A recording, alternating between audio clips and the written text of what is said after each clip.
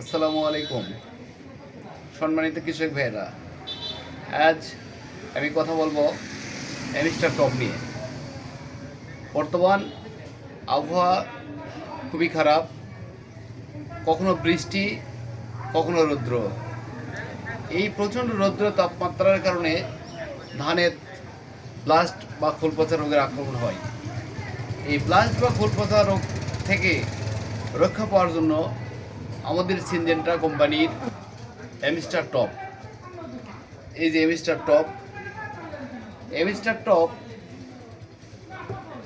15 কাঠা মাটির জন্য 25 শতক জমির জন্য 50 মিলি।